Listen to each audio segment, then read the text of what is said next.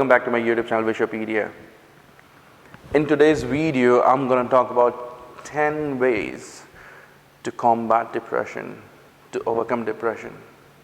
In my previous videos, I've spoken about what are the causes of depression, what are the various symptoms which you can look for, and in today's video, solution. Okay. So as I spoke in my previous video, that first thing you have to do is acknowledge that there is a problem. When you acknowledge there is a problem, then you will look for the solutions. So 50% of work, half of the work towards healing process is by acknowledging there is a problem, right? So once you acknowledge it, half of the work is done. In most of the cases, people deny, oh no, I can't get depression, I'm too strong. I'm very masculine and this and that, but that's not the case. Depression can hit anyone. But then again, you have to identify whether it is depression or anxiety. Depression doesn't happen overnight, it takes a very long time to happen. So if you can find the symptoms before it roots itself inside you, you acknowledge it, start working to come out of it, okay? So first one, that if you feel like you've got symptoms, like I discussed in my previous video, always go and see a psychologist. Psychologists are professionals, right? It's always good to talk to someone who can give you an opinion without any judgment, without judging you, right? Because they're professionals. They spend their life in studying this behavior, human behavior only, psychological part only. So they can give you the advice which your friend or your family member may not be able to give you. They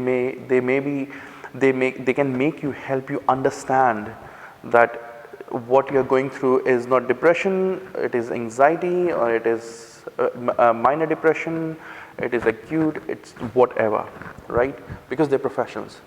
They can help you understand the whole pattern of your behavior and provide you advice appropriately, okay? So there is another thing which is NLP, neuro-linguistic programming, or hypnosis. So hypnosis is another way. But with hypnosis, it can work on you, it may not work on you. It's not necessary. It's not like what they show in the movies, they snap and then you go out. No, it's not like that. You have to cooperate, you have to agree with everything they're saying, and then you have to let them enter to your subconscious state of mind. If little bit you don't feel comfortable or something, it won't work. It will not work. But it's worth a shot. That's what I would say. Okay. So if you have gone to see a psychologist, that can help you on a big scale. While you're doing that, you can implement rest of the steps to help you combat depression. So what is the step number 2? Step number 2 is you must, and this is what I'm saying, you must engage in a physical activity. Now what could be this physical activity?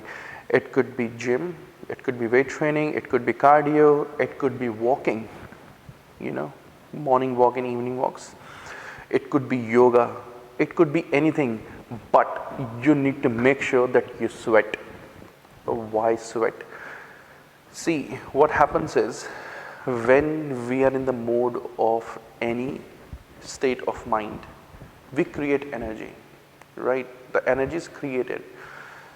Now, if you do not know how to release that energy out of your body, that energy will start moving inside your body, and wherever it will stop, it will start hurting that part. So if the energy is very highly related to your something which is career related or financial related something, it will affect here because you're not able to release it. You're thinking constantly, and because it is not related to your love life or anything, it will get stuck here. If you have a relationship breakdown or something, it will get stuck in just in the heart part, and you'll find issues which can lead to very fatal diseases as well and chronic conditions. So find a way to release energy.